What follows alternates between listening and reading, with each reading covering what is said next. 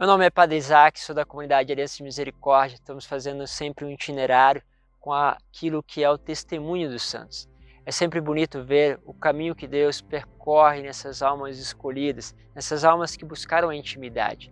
Se você tem também esse desejo de ver a obra que Deus realiza na vida dos santos e ao mesmo tempo também ler os seus escritos, poder meditar sobre eles, seja bem-vindo a este canal, porque é isso que nós gostaríamos de estar oferecendo para você diariamente e também semanalmente esses conteúdos. Por isso, chegou a primeira vez, se inscreva e vamos juntos para o santo de hoje. A história de hoje é de São Daniel Comboni. Ele era italiano, de uma família cristã muito assim unida, simples, família de pobres, de camponeses. Os pais dedicavam sempre a um amor incontido, pois era o único sobrevivente de 8 filhos. Então imagina como os pais lidavam com todas as percas que ele tinha e como projetavam nele também todo este amor. Por causa da sua condição econômica, ele acabava sendo enviado ao Instituto dos Padres Mazianos em Verona, quando então despertou a sua vocação, seu chamado ao sacerdócio. Ele tinha um especial desejo com as missões na África Central, onde ali aquela congregação atuava de uma forma mais profunda.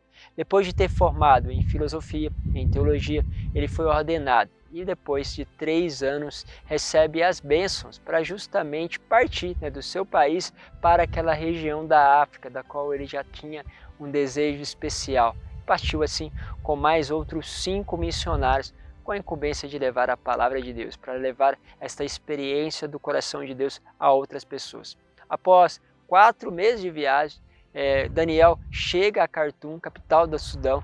A realidade africana era bem cruel, chocava muito, ainda costuma, muitas vezes nós que vamos visitar essas regiões, muitas vezes saímos de lá chocados com as primeiras impressões. As dificuldades começavam desde o clima, que era insuportável, passava por doenças que aconteciam em grande parte da população e principalmente afetava aqueles que eram estrangeiros, pobreza, abandono, altos índices de mortalidade também entre os companheiros e jovens que iam para lá. Mas, apesar de todas essas coisas que eram contrárias, ele não sentia de forma nenhuma desejo de abandonar a missão e nem o entusiasmo, mas queria seguir sempre e adiante.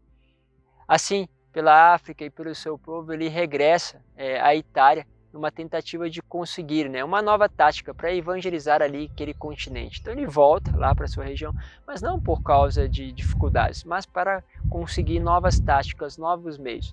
Ali rezando junto ao túmulo de São Pedro em Roma, ele recebe como que uma iluminação.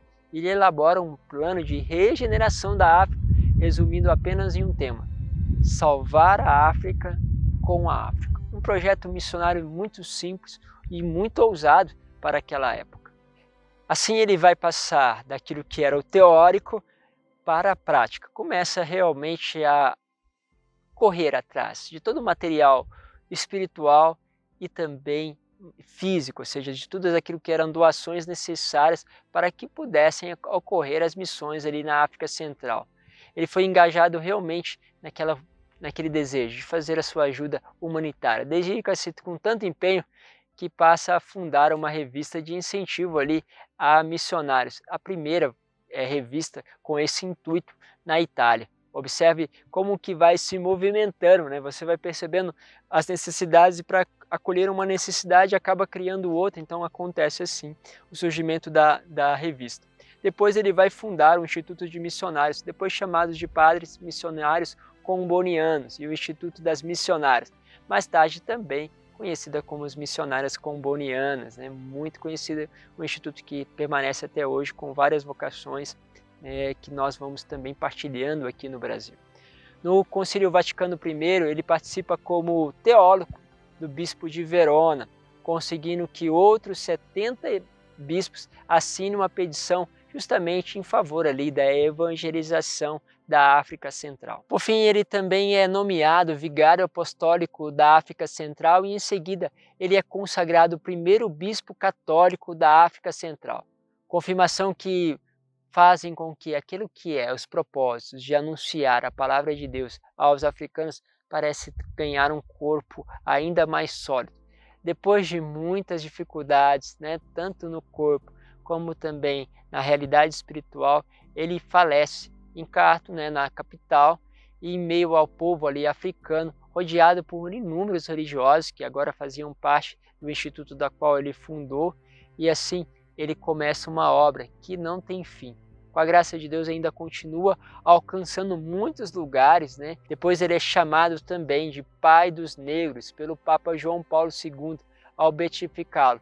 O pontifício declarou ele como um santo e deixa para nós também mais uma grande personalidade a ser imitada, a ser realmente reconhecida com grandes valores e virtudes, que continuam até hoje, como eu disse, atraindo vocações e chamando pessoas a saírem dos seus países para alcançar novos rumos, uma nova evangelização. Que Deus continue abençoando também esta missão e a cada um desses missionários, e pedimos a Deus também a graça de cada vez mais trazer no nosso coração o ardor, o espírito missionário. Fazemos como ele, não desanimando diante dos sofrimentos, mas nos entusiasmando justamente pela ajuda ao próximo, aquele que tanto precisa. Que Deus os abençoe, Pai, Filho e Espírito Santo. Amém. Te espero amanhã para mais um Testemunho dos Santos.